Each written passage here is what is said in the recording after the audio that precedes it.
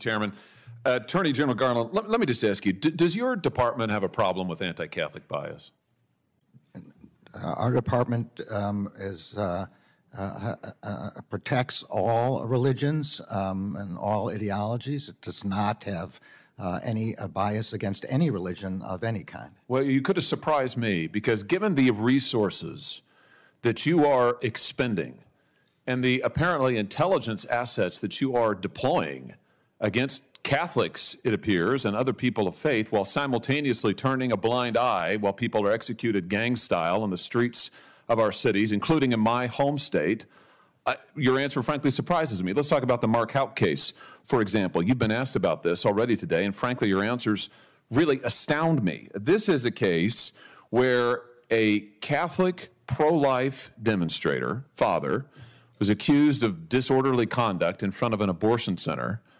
The local prosecutor, the Philadelphia district attorney, who is a Democrat, a liberal, very progressive, declined to prosecute. There was a private suit that got dismissed.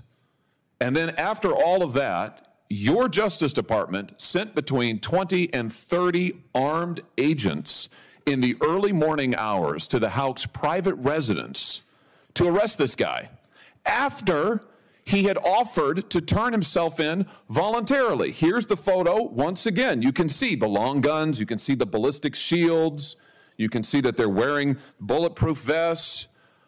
Why did the Justice Department do this? Why did you send 20 to 30 SWAT-style agents and a SWAT-style team to this guy's house when everybody else had declined to prosecute and he'd offered to turn himself in? Determinations of how to make arrests under arrest warrants are made based by the tactical operators in the district. They are not. But you surely looked into it by this point, right? You know the answer, surely. All I know is what the FBI has said, which is that they made decisions on the ground as to what was safest and easiest. So they do not agree with your description of what happened on the scene. You don't agree with my description. I'm pointing out what the photo is. There are agents here who have long guns and ballistic shields. Let's take a look at the hardened criminals that your Justice Department sent these armed agents to go terrorize on that morning. Here they are. Here they are at Mass. Here's the 7 children with Mr. Houck and his wife. In this early morning, they were all at home. Mrs. Houck has said repeatedly the children were screaming. They feared for their lives. You got these agents demanding that he come out. They've got the guns, she said, pointing at the house and at them. He has offered to turn himself in. And this is who you go to terrorize. What's really interesting to me is this seems to directly contradict your own memorandum about the use of force at the Justice Department. You say officers may use only the force that is objectively reasonable to effectively control an incident. Are you telling me that in your opinion as Attorney General, it was objectively necessary to use 20 or 30 SWAT-style agents with long guns and ballistic shields for these people? What I'm saying is that decisions about how to go about this were made on the ground by FBI agents. So you're saying you don't know? I'm saying what I just said. Which is that you're abdicating responsibility? I'm not abdicating responsibility. Then give me the answer. Do you think, in your opinion, you are the Attorney General of the United States? You are in charge of the Justice Department. And yes, sir, you are responsible. So give me an answer. The FBI does not agree with your description. I'm not asking about the FBI. You are the Attorney General. Give me your answer. Do you think that it was objectively reasonable and they followed your guidelines in sending 20 to 30 armed agents to terrorize these people? Yes or no? The facts I have, which are those presented by the FBI, are not consistent with your description. So you think it was reasonable?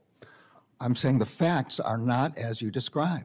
What, that the children weren't there? That there weren't long guns there? That there weren't agents? What do you dispute? What's the factual premise you dispute? FBI Be specific. Said they don't agree with your description of... Be specific. They don't agree with what?